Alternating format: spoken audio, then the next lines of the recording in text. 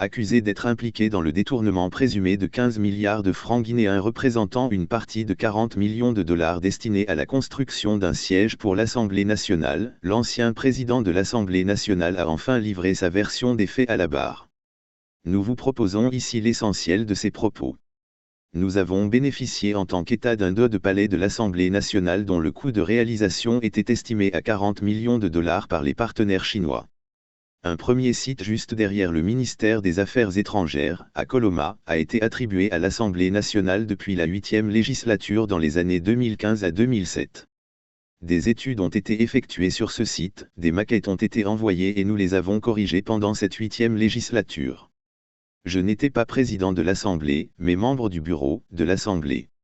Mais, en 2020, il y a eu un redéploiement. Le site de l'Assemblée nationale a été relocalisé. Et le nouveau site était de 36 000 m² et 900 mètres linéaires de pourtour. Comme cela se devait, nous avons informé les partenaires chinois. Ils n'étaient pas contents de ce changement parce qu'ils avaient déjà effectué des études sur le premier site. Ils nous ont donné 90 jours pour rendre le nouveau site net de toute occupation matérielle et humaine. Le nouveau site était chargé de bâtiments à peine démolis, envahis par des mécaniciens et des garagistes qui avaient même reconstitué certains bâtiments pour en faire des magasins de stockage de leurs pièces ou de logement de leurs apprentis. Je n'avais pas d'argent. Car l'Assemblée n'a pas de budget d'investissement. C'était en 2020 et je venais à peine d'être élu en avril. J'ai écrit au président de la République d'alors pour nous donner les moyens de respecter les exigences de la partie chinoise. La première réponse a été qu'il n'y a pas d'argent.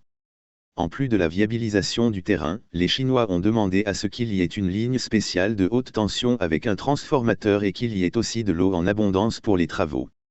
J'ai écrit à EDG qui a évalué le travail.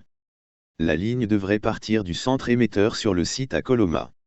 EDG a évalué le coût du travail à 750 millions. J'ai fait la commande des travaux et j'ai payé les 750 millions. On a écrit aussi à la SEG qui a évalué le coût de son travail à 350 millions et qui ont été payés. J'ai appelé 2 ou 3 autres sociétés pour le travail de viabilisation du terrain, mais j'avoue que je ne m'en souviens plus beaucoup. Le montant était tel quel, les sociétés ne pouvaient pas supporter, surtout qu'il fallait financer à l'avance. C'est alors que j'ai fait recours à la société de M. Kim qui n'a pas voulu faire le travail. Il m'a dit que ça ne l'intéressait pas et m'a demandé si j'avais de l'argent pour le payer. J'ai dit non, je n'ai pas encore de l'argent et que j'en ai fait la demande, mais apparemment je n'ai pas encore. Je l'ai amené à accepter et il a évalué le travail à plusieurs reprises. Comme dernière proposition, il m'a demandé environ 2 milliards et poussières. J'ai coupé et on a payé 1 milliard et 800 000 francs guinéens. Avec les factures de DG et de la SEG, on est environ à 3 milliards. Et en 3 séances, la gendarmerie a pu obtenir la copie des chèques avec lesquels nous avons payé EDG et la SEG.